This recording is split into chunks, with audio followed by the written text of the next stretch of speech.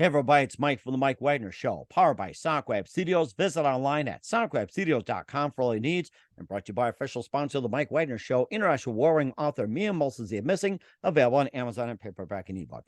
We're here with a terrific lady who is a singer-songwriter who grew up in Standish, Maine, which is not too far from Portland, now in Los Angeles. She worked with Taylor XL and featured on Rhea Litre's Quarantine Queen podcast, and also did the theme song and Gigi Gorgeous Queerified podcast intro, and she's become the intro queen in that one. We'll talk about that. She also played the famous Mint, Viper Room, Borders, El Cid, and more. She also had some previous music on Spotify and more, like Rainy Days, Groove, Vivre, You Can't Get a Man with a Gun, and more. And she'll be talking about her new album called Hiatus. We're playing the title track at the end of the audio interview. We'll talk about some of the music and more.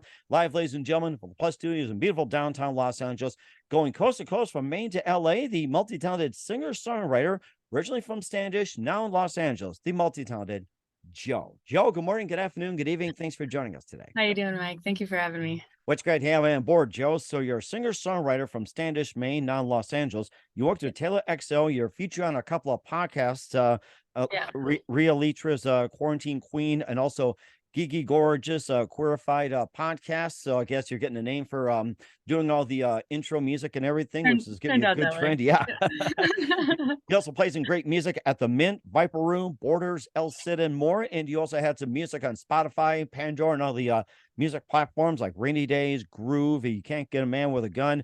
And you have a new album out called Hiatus. We'll be playing one of the tracks at the end of the audio interview, talk about some of the music. And before getting to all that, Jo, tell us how you first got started. First thing, what? Tell us how you first got started. Oh, well, I grew up in a very artistic home. So my dad was a pianist and music was very important for us growing up.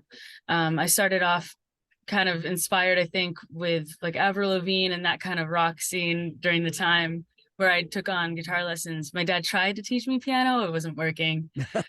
So yeah, we just went with guitar and it turned out to be a perfect fit, you know. From there, I just did a lot of classical studies, went into a charter art conservatory high school last 2 years. Ended up learning a lot of performance and songwriting skills, and then went to Cal Arts for songwriting and performance.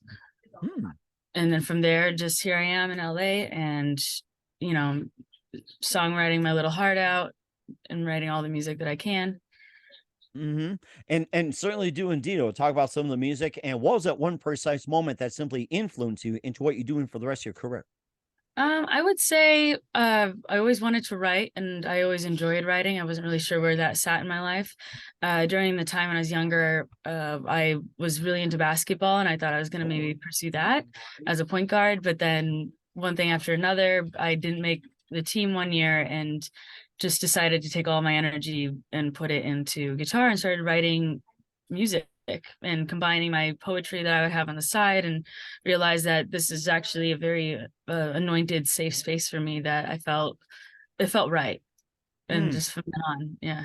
And certainly does. And looks like you got really good writing and lyrics as well, too. We'll talk about that. And who are some of your favorite singers, songwriters, and musicians growing up? Well, I mean, I grew up on the Beatles. Besides Avril Lavigne.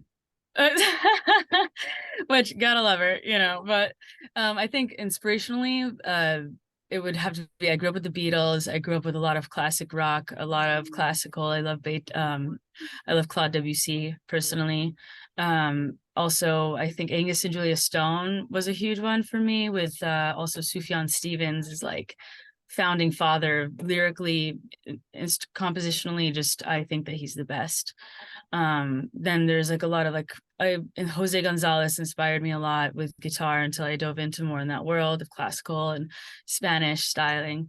Who else? There's so many. It's endless. Victoria Monet, honestly, recently in the past few years has become a huge inspiration as a songwriter for me too, though. I think all of her decisions are just exactly what I would have done, but I just kind of take her in, and she inspires me a lot. And sounds very inspiring as well, too. And this also carried over in music as well, too. Working on Taylor XL, a couple of podcast intros, working in a few places in Los Angeles, a couple of releases as well, too, with Jo. But first, listen to the Mike Wagner Show at the MikeWagnerShow.com, powered by SoundWeb Studios. Visit online at sonicwebstudios.com for all your needs. Look at a professional website without breaking your budget. Sonic Web Studios is the answer. Sonic Web Studios offers fast, affordable custom web designs that blow the competition away. Call today 1-800-303-3960. It's 1-800-303-3960 or email to support@sonicwebstudios.com. Mention the Mike Wagner Show. Get 20% off your first project. Sonic Web Studios. Take your image to the next level. Also, time to give an official shout out to our official sponsor of the Mike Wagner Show, international warring author Mia Molson-Zia. If you love fast-paced mysteries, you love Missing by Mia Molson-Zia. Available on Amazon and paperback and ebook. Missing is fast-paced and intriguing with an unforgettable twist. Takes place in 4 countries, 2 strangers, 1 target, where truth is illusion and those you love will be the first go missing. It's available on Amazon and paperback and ebook. Missing by Mia Molson-Zia has garnered great reviews, and Eve 11 is endorsed by Howard celebrities, including Joanna Cassidy, Forbes Riley, and Minos. So grab your copy today for Goes Missing by Mia Molson-Zia. Available on Amazon. Also, check out the Mike Wagner Show at themikewagnershow.com on over 40 podcast platforms. Heard in 100 countries, including Facebook, SoundCloud, Spreaker, Spotify, and iHeartRadio. Also, Anchor FM, iTunes, Google Play, Amazon, Audible. Also on BitChute and Rumble and Hamilton Radio every Thursday night, 9 p.m. Eastern, 8 Central. Take us with you on any mobile device. Subscribe to the Mike Wagner Show on the YouTube channel. Follow the Mike Wagner Show on Instagram, Twitter, and TikTok today. And for great gift ideas, go to Amazon.com. Check out the Mike Wagner Show podcast. T-shirts, pop sockets, throw pillows, tote bags, hoodies, makes great gifts 24/7. Go to Amazon.com. Check out the Mike Wagner Show podcast. And for more great gift ideas, go to Amazon.com/Mia Molson-Zia for great books like Missing, Once, and Wrinkles. Also T-shirts, pop sockets, hoodies, phone cases, and more. Amazon.com/Mia Molson-Zia. Check it out today. I'll support the Mike Wagner Show on Anchor FM, PayPal, and the MikeWagnerShow.com. Make sure you do so today. We're here with the multi-talented singer-songwriter from Standish, Maine, now living in Los Angeles. It's Joe here on the Mike Wagner Show, and not your typical Joe. She has done some amazing work as well, too. She worked with Taylor XL and a couple of podcasts. And tell us about some of the experience working with these guys, and what was it like? Honestly, it's been really a learning experience. It's been really fun too, because it's all very eclectic. It's very diverse, especially writing podcast intros and performing on them. It's inevitably going to be always different because the podcast is different. But I live with my brother, and he's the producer of my album. He's producer of all my music, and generally, if he's asked to maybe create a mix for them, that's how I kind of got on board, because he would be like, "Hey Joe, could you help me write this little short synopsis?" And then I usually had to sing on it for him, and kind of just by association got a part of that. Taylor XL, that was also really great because it was a part of an album with a lot of other features, not just myself. So I got to meet a lot of other artists who are now dear friends to me, and that was a really great opportunity of taking what is given to me and kind of start off this whole idea of okay, I can actually songwrite not just for myself but also for other people as well. Mm-hmm. And he also took your works on the LA nightclub scene as well too. The music circuit, you played the Mint, Yeah. Viper Room, Borders, El Cid, and more. And tell us about those. What was your favorite place to play? Borders probably was my favorite. El Cid actually too is right there. Those were the 2 best shows that we had.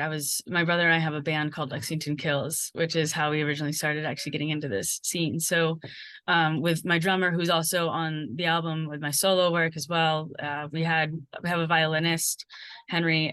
He did a lot of electric violin, so the shows would always rip, always fun, very eclectic folk, electronic fusion.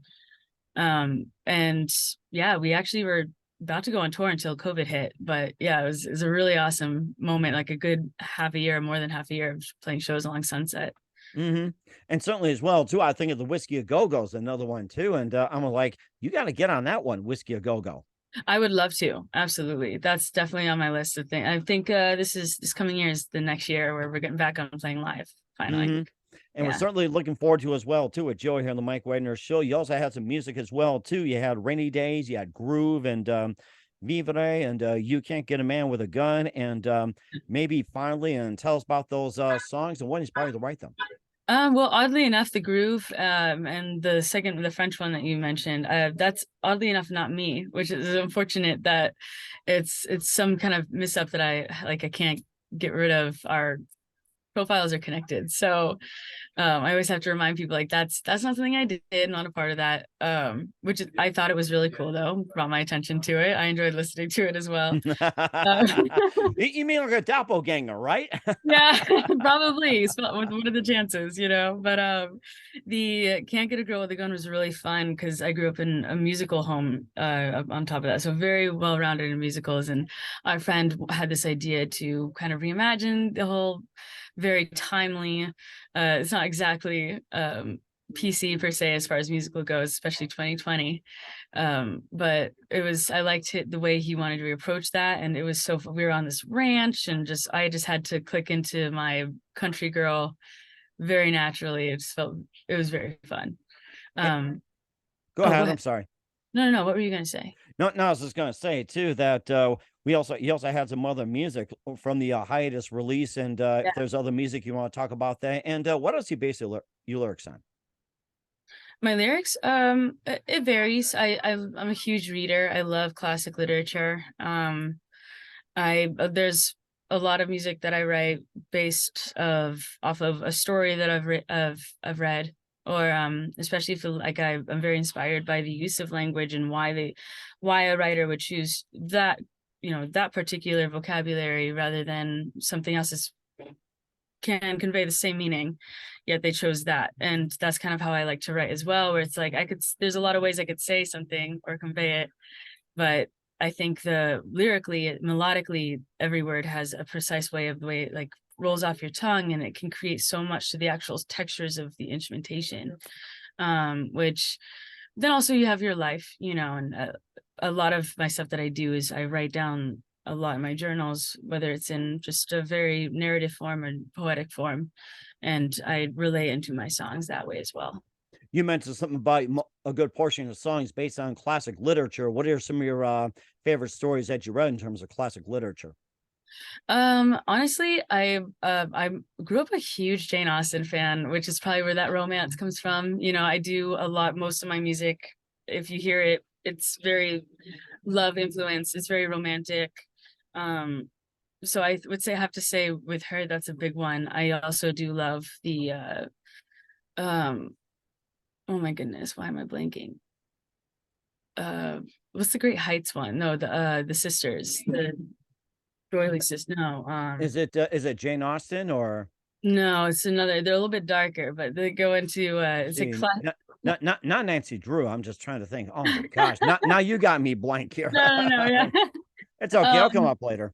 Yeah, it'll come up later. I'll think about it. But honestly, I love the ones that I've never heard of them before. It's like that old torn book you find for $4, and it's like written in the 1800s, 1700s sometimes. And I have never read anything of it before. I never would have thought to have read it, except I just decided to pick it up based on the first line that's in the first chapter. And if it hits me, then I'll buy it and then I'll read. I often buy books, especially in paperback, for like anywhere from a nickel to a quarter at the most. I mean, that's where the good literature comes from also. So. Absolutely. Exactly. Absolutely. So, also anime is a huge one too. I love anime, and there's very poetic writing in that as well. So write a lot of music off of those.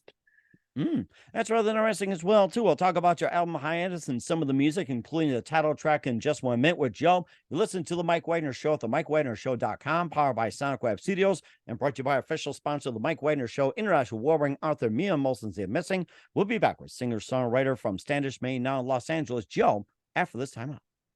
We're back with the multi-talented Joe from Standish, Maine, now in Los Angeles, here on The Mike Wagner Show. And let's talk about your album Hiatus, and that's out as well too, and tell us more about Hiatus and what inspired you to write it. I think it was just a timing situation. I had done a lot of work, especially with my brother on our band. I did have an EP out solo project wise, but that's not out for the public to listen to until recently. I'm going to put it back up, which will be fun. But then Hiatus was just kind of this moment of just solitude, and I had all these journals specifically written that I needed to let go of. And so I, you know, sat down with my brother, no plan whatsoever, got in the studio and we just started creating all these layers and all like orchestrating all this stuff with my guitar. And then sometimes he'd be like, all right, so what do you want to put on it now? And I'm like, I don't know. Walk away and then think of something, and it came so naturally. And I started diving into my journals to help me kind of see if something hits, and it just one after another. Every track just seemed to fit, and next thing I knew, I had this compilation of something that I didn't realize was weight off my shoulders once I actually recorded it and released it. That is really interesting. And you also had, I had a dream last night, like it was yesterday, as I float away where no one knows but you and me. Tell us more about those songs, what inspired you to write them. And if there's other songs from the album you like to talk about, feel free to do so. Oh no, those are actually really, those are strong. Those are strong tracks. They definitely dive into why I called the album Hiatus in general. It's like this when something is taken away from you, you're on a break of something, something's out of reach, you have that moment of like a hiatus where all you have to sit with is yourself, and you're in your head, and you're either getting nostalgic or cathartic, and there's a lot of emotions that go into that, and also therapeutically as well. But I had a dream last night was truly written off of a dream. I woke up one day and I wrote down what was in my mind of like what it felt like and what I saw. Which is, I like that song a lot. I thought it was a good opener because it does open this world of like, all right, let me bring you into my intimate space. Hmm. With floating away, as I float away, that one actually is the sense of being intimate or in a place where someone is lulling you into this space where you feel free enough to just kind of float away. And like, it's the lightness of it where the weight of the world, your day-to-day struggle and stress, like it doesn't exist in that moment. Bring me back. Did you mention the apple tree? Take me back to the apple tree. That has not been mentioned yet, Oh, but if you want to talk about it, feel free.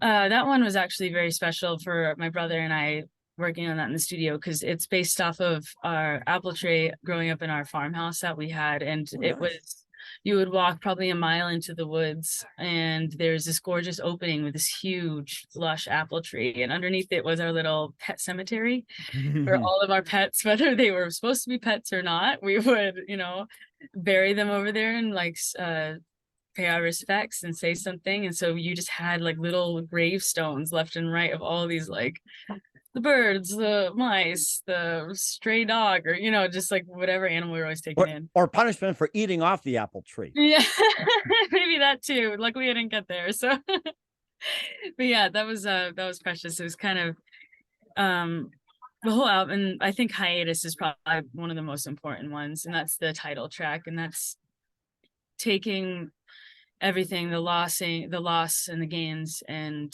taking a step back. And I think as we go through life, we begin to feel like maybe it's hard to find ourselves, or we lose track of a piece of ourselves. Mm-hmm.